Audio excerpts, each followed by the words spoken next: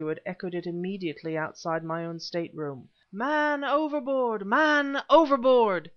All my premonitions rallying in that one sickening moment, I sprang out on the deck, half dressed as I was, and leaping past the boat which swung nearly opposite my door, craned over the rail, looking astern. For a long time I could detect nothing unusual. The engine room telegraph was ringing, and the motion of the screws momentarily ceased; then, in response to further ringing, recommenced, but so as to jar the whole structure of the vessel, whereby I knew that the engines were reversed.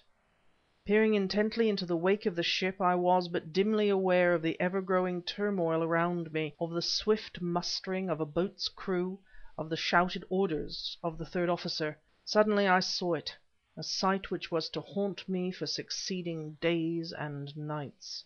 Half in the streak of the wake and half out of it, I perceived the sleeve of a white jacket, and very near to it a soft felt hat. The sleeve rose up once into clear view, seemed to describe a half circle in the air, then sink back again into the glassy swell of the water. Only the hat remained floating upon the surface.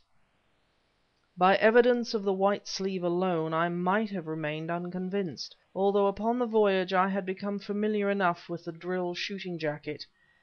But the presence of the gray felt hat was almost conclusive. The man overboard was Nayland Smith!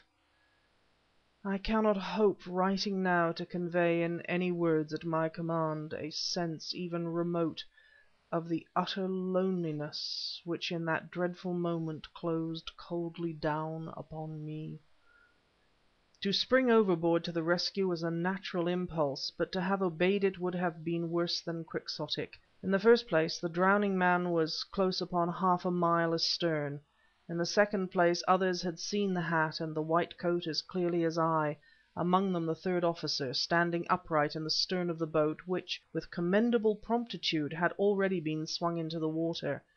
The steamer was being put about, describing a wide arc around the little boat dancing on the deep blue rollers.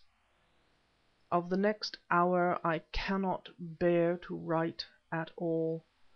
Long as I had known him, I was ignorant of my friend's powers as a swimmer, but I judged that he must have been a poor one from the fact that he had sunk so rapidly in a calm sea. Except the hat, no trace of Nayland Smith remained when the boat got to the spot. Chapter 32. Recording by Elaine Tweddle, Stirling, Ontario.